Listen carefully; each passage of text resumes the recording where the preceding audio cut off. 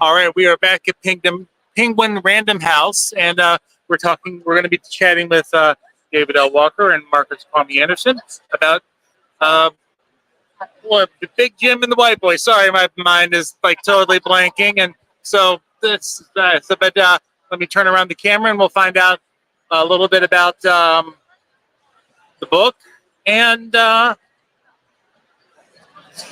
what else we can figure out in the process.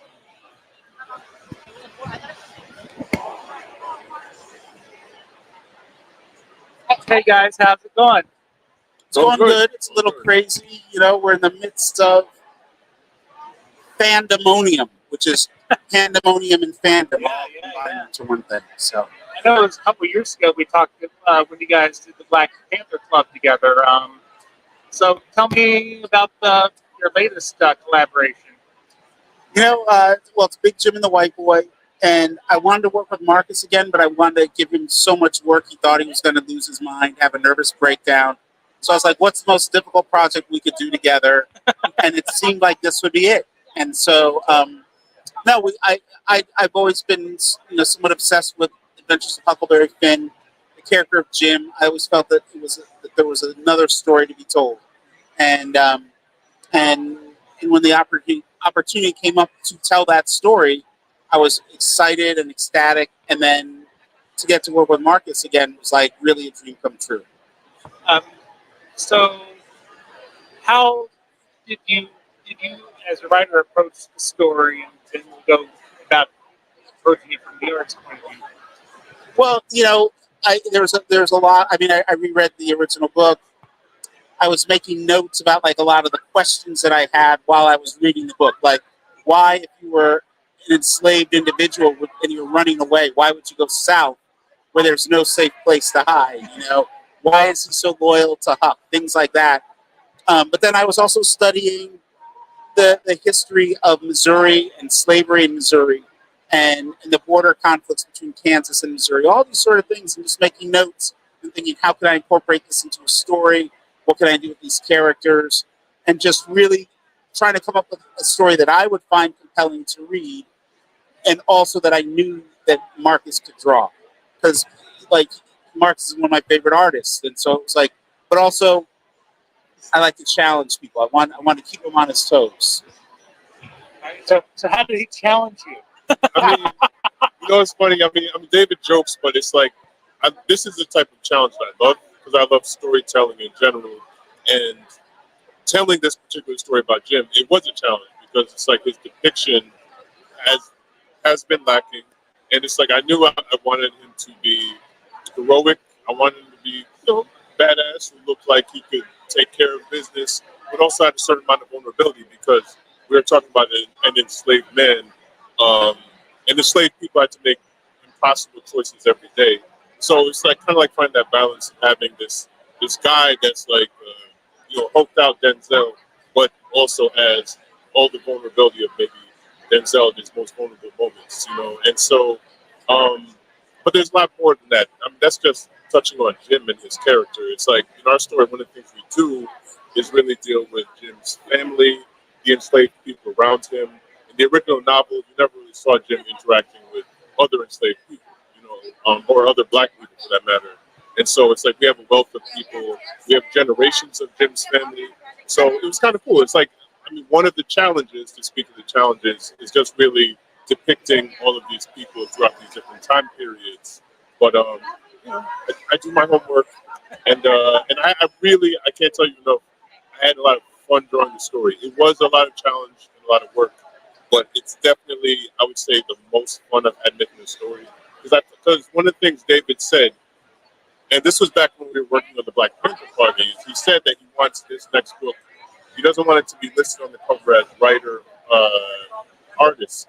He really wanted to just be our names, like by us, because of the level of ownership that we both would have in it creatively. And, so it very much is that, you know what I mean? Like, we are collaborative storytellers, and, he doesn't magic for the words, and I tell the story visually, but it's a beautiful challenge. Yeah. So were there any challenges that either of you faced while you were, either writing or doing the art?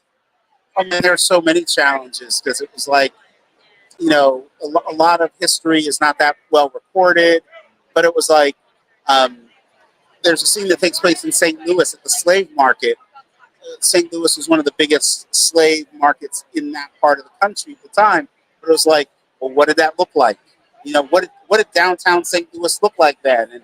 And so it was a lot of reference stuff, but it was also trying to figure out like, okay, if you're going to go from St. Louis over to like say Cairo, Illinois, trying to figure out the miles and then like they're walking and what was the rainy season like and what are the poisonous snakes that are in Syria. I mean, like there are so many challenges, but to me that's part of the fun. You do the research, and it was always like trying to make sure that whatever I conceived of, that if I didn't have reference to steer Marcus towards, and Marcus is great at finding reference on his own, that if neither of us could find those references, we could sit down and figure it out together and go, okay, let's for lack of a better term, let's figure out a way to cheat these images so that it makes sense within the story what the reader is looking at. Yeah, no, I mean similarly. One thing I learned on this is like, to David's point, like a lot of times for visual artists or people, you look up through a Google image search, and I've just found that like written descriptions of things are there's a wealth of them if you dig, right? Like so, for instance, I may not know what an 18th century like horse's harness looks like. If I can't find appropriate reference, a lot of times you can find like written descriptions of them. So I had to rely on a lot of written as well as visual reference, even though I was working visually. And the other thing is like finding a line of not being anachronistic, but also leaving yourself room to tell a story. And like Dave gave me advice on Black Panther Party because I was getting really obsessive about the facade of the First Panther headquarters, and A little obsessive. a little bit, and and Dave was How many holes in the bricks? it was just short of that. It wasn't quite that much, but just short of that. No, but he just basically said like, look, just do your best, get it right. I forget exactly what you said, but it was like, that's not the most important aspect, and so that was very freeing for me at the time because I was like, all right, I do want to get things right, but I also have to tell a story and have freedom to tell a story without being too obsessive in the minutia. One last question: what would you like readers to take away from reading the book? I would like them to take away the fact that this is the best graphic novel they've ever read in their lives. They're never going to read anything better. No, honestly, well, that is honest. But what I'd really like them to take away, and this is part of what Marcus and I talk about all the time, is like you should not limit yourself as to what you think a graphic novel can be, what a graphic novel can do, that it can be entertaining, it can be informative, it can be all these different things, right? And so what I'd like them to take away is like that graphic novels themselves are not a genre, it's a medium. It doesn't have to be about superheroes, it doesn't have to be about magical unicorns, it could be about anything, and that that there's something for everybody. And part of what we talk about is really pushing the boundaries of what you can do with this medium. And every time, we talk regularly, and it would be like, let's push it. Let's if nothing else, let's surprise people when they go, wow, I didn't think you could do this, or I'm surprised at how dense this book is and all the things that you did with it. Any plans for any future collaborations? I mean, yeah, definitely. We don't know what they will be yet because we're just all figuring it out, and we have our respective projects. But yeah, definitely. And finally, where can people find you guys on the social media if you're on there? The best way to find me is davidfwalker.com, and there's a jumping off point to all my socials. Okay, and for me, it's http. Not just kidding. MarcusKwame.com is the best way. You can link to most things, and on social medias in general, if you look for Marcus Kwame, I'll usually pop up. All right, guys. Well, thank you for taking the time to chat about the book, and hopefully we'll be able to chat more in depth at a future time.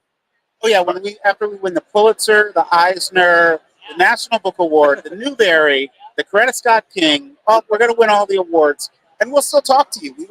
We're not going to look down on anybody. Well, much appreciated. Again, thank you guys, and enjoy the rest of the show.